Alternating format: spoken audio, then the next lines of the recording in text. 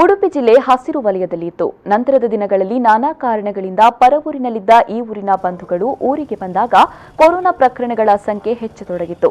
ಆದರೆ ಗುಣಮುಖರಾಗುವ ಪ್ರಮಾಣ ಕೂಡ ಉಡುಪಿ ಜಿಲ್ಲೆಯಲ್ಲಿ ಹೆಚ್ಚೇ ಇದೆ ಎಂದು ಎಸಿಕೆ ರಾಜು ಹೇಳಿದರು.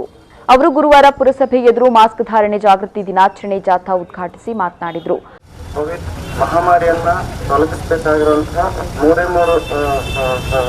ಅಂತಂದ್ರೆ ಒಂದು ಮಾಸ್ಕ್ ಧರಿಸಬೇಕು, ಸ್ವಯಂ ಸ್ವಚ್ಛತೆ ಮತ್ತು ಸೋಷಿಯಲ್ ಡಿಸ್ಟೆನ್ಸಿಂಗ್. ಇಷ್ಟನ್ನು ನಾವು ಅಳವಡಿಸ್ಕೊಂಡ್ವಿ ಅಂತಂದ್ರೆ ಕೋವಿಡ್ ಮಹಾಮಾರಿನ ಎಷ್ಟು ಸಾಧ್ಯ ಅಷ್ಟು ದೂರ ಇರುವಂಥ ಚಾನ್ಸಸ್ ಜಾಸ್ತಿ ಇದೆ ಅನ್ನೋ ಉದ್ದೇಶದಿಂದ WHO ಕೂಡ ಇದೇ ಮಾತನ್ನು ಹೇಳಿದ್ರಿಂದ ಜನ ಸರ್ಕಾರ ಈ ಒಂದು ಆಚರಣೆಯನ್ನು ಮಾಡಿ ಅಂತೇಳಿ ಆದೇಶ ಮಾಡಿದೆ. ಅದಕ್ಕೋಸ್ಕರ ಇವತ್ತು ನಾವು ಎಲ್ಲ ಸಾರ್ವಜನಿಕರಿಗೆ ಅವೇರ್ನೆಸ್ ಕ್ರಿಯೇಟ್ ಮಾಡುವ ಉದ್ದೇಶದಿಂದ ಜಾಥಾವನ್ನು ಹಮ್ಮಿಕೊಂಡಿದ್ದೀವಿ. ಜಾಥಾಕ್ಕೆ ಚಾಲನೆ ಆಗ್ತಾ ಇದೆ. ಪುರಸಭೆ ಮುಖ್ಯಾಧಿಕಾರಿ ಗೋಪಾಲಕೃಷ್ಣ ಶೆಟ್ಟಿ, ಸದಸ್ಯರಾದ ದೇವಕಿ ಸಣ್ಣಯ್ಯ, ಚಂದ್ರಶೇಖರ್ ಖಾರ್ವಿ, ಶ್ರೀಧರ್ ಶೇರುಗಾರ್ ಸೇರಿದಂತೆ ಮತ್ತಿತರರು ಉಪಸ್ಥಿತರಿದ್ದರು.